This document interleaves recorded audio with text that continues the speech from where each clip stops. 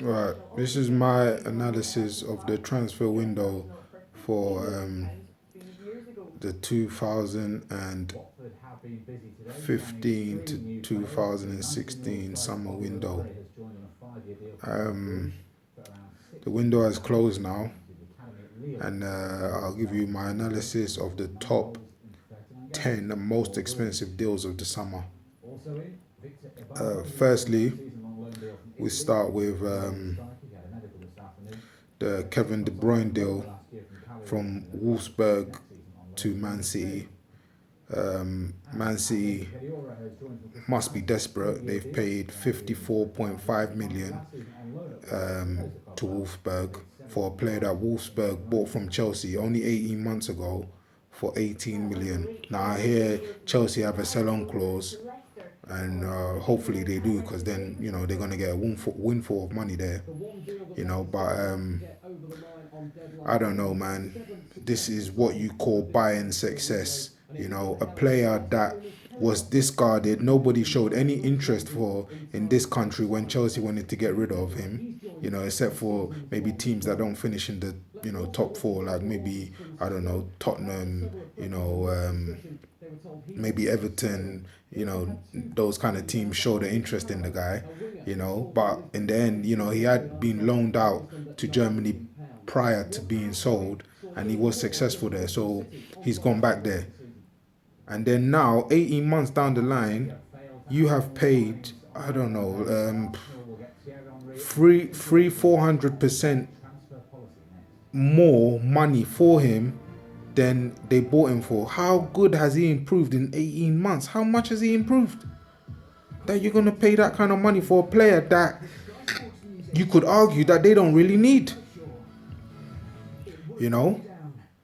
But they are chasing success. They want Champions League, they want Premiership, they want FA Cup, they want everything. So whatever they have to pay, they're willing to pay it. And to me, that price tag for Kevin De Bruyne, talented player, but raised eyebrows straight away.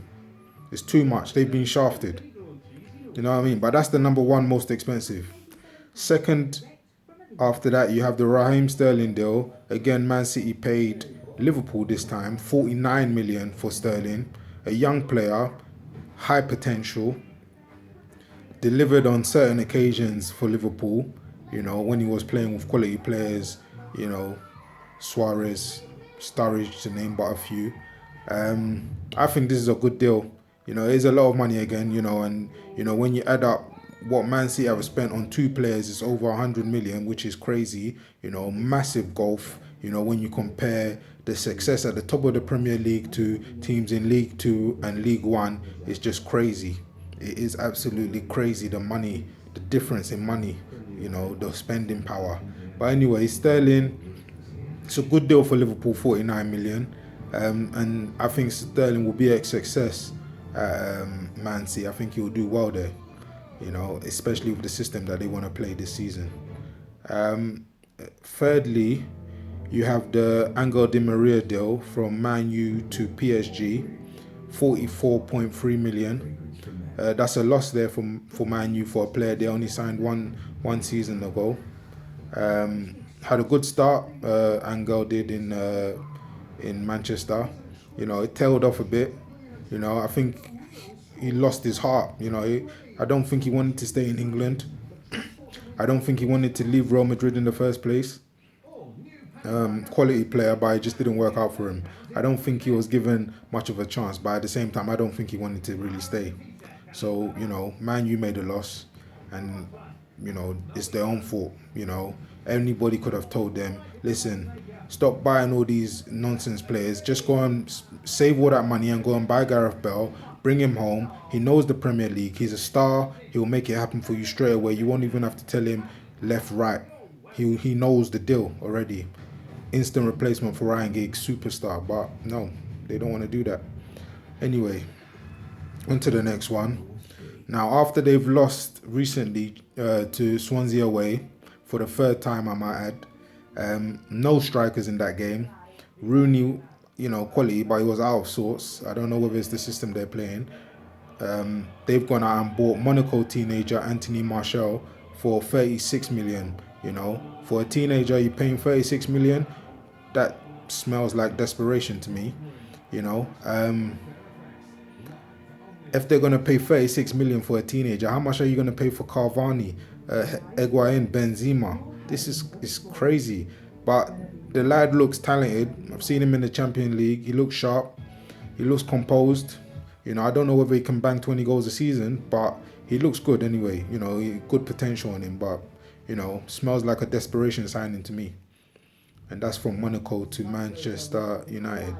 Next, you have Nicolas Otamendi, Valencia to Man City, 33 million. Now, Man City just spending. I don't know, this FIFA regulation, the FIFA fair play, financial fair play. I just don't understand the rules of that because you're buying these big players, big wages, big fees. Where's the financial fair play in that? You know, you've bought one of the most expensive defenders the season before in Mangala. You know, he didn't have such a good start because I don't think he really understood the league. But so far this season, he's been playing well alongside company. And you've gone out there and bought Otamendi, good player, wears his heart on the sleeve, very much in the John Terry mode. You know, did very well last season with Valencia, and he's a good defender. There's no doubt about it. But do you need him? Do you need him? You have Jason Denayer, who was loaned out to Celtic last season, and he's been loaned out again, I think, to Galatasaray. He's a good player. He looked good in the Scottish League last season. He looks like a good backup. You know, he can defend. He can carry the ball out. You know, you had Dedrick Boata, good player as well, good potential. You know, maybe he's not a starting 11, but he can come on. He can do something. But you've gone and bought another a defender for over 30 million. And so where's Mangala going to be? Is he going to sit on the bench? A player with his wages? Crazy. But anyway, they're at the top. They're chasing Champions League, chasing everything, and they want every position to be filled with a over 20 million pound signing. So that's Man City for you. Next, you have Christian Benteke from Aston Villa to Liverpool, 32.5 million. Benteke is a monster striker, monster. You know, I don't know if Liverpool's the right team for him, but if given the chance, you know, the guy is hungry for goals. You know, I don't know whether he can have such an impact on Liverpool that he had in Aston Villa, but he's a great striker. You know, on his day, he's unplayable, and when he gets the bit between his teeth, the guy is danger. I like the striker very much. 32 million. You know, you might say it's a lot of money, but you know, for a striker that can guarantee you 25 goals, 30 goals a season when he's hot, you know, it's never enough. You know what I mean? You know, some teams will pay 50 million for that. Next, you have Roberto Firmino from Hoffenheim to Liverpool. I liked him when he was in the Bundesliga. 29 million Liverpool paid for him. They're basically paying for potential there because you don't know with that kind of player whether he's going to come good in his first season or in his fifth season. And if Liverpool are willing to give the guy time, you know, and they have time on their hands, then he could turn out to be a very good player. But if you're buying a player and like him and you want him to be an instant hit, you know, it's cross your fingers time. You know, they bought Markovic last season. He looked a very good player. I was expecting more from him this season, but it looks like they've loaned him out.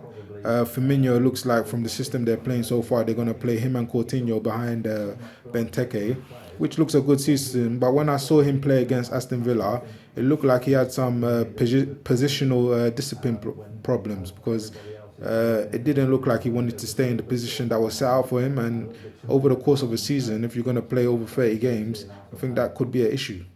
You know, but hopefully he does well because I liked him in the Bundesliga. He did well there. Goal scorer, assist maker, all that. Next, you have Memphis Depay, PSV to Man U for 27.9 million. Memphis, you know, is a star. He is a star, but he's young, and again, that's potential. You know. But for the money, 27.9 million for the fees that are going around at the moment, that's a good deal for Man U, you know, because he'll have time to develop, and they're not gonna expect for him to be an instant hit over the course of 38 games to deliver every game. No, he's gonna have time, and this season, next season, the third season, it's not going to be like a Angel Di Maria situation where they expect come in, carry the team on your back, let's win trophies. No, it's not going to be like that. So yeah, that's a good deal for Man U. Next, you have Morgan Schneiderlin, Southampton to Man U, 25 million. I don't think they needed him. I think a team like Arsenal could have done with a player like Morgan.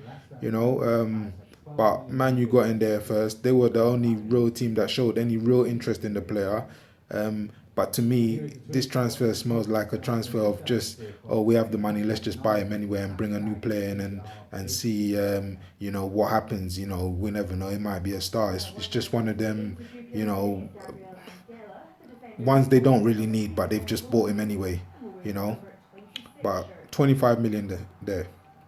Next, you have Pedro, Barcelona to Chelsea, 21.4 million. Now, this is a Champions League winner, a multi-La Liga winner, and he's 21.4 million. Is that all? Is that all? But they've paid 50, how much was it for Kevin De Bruyne? They've paid what? 54.5 million for Kevin De Bruyne. He's won nothing.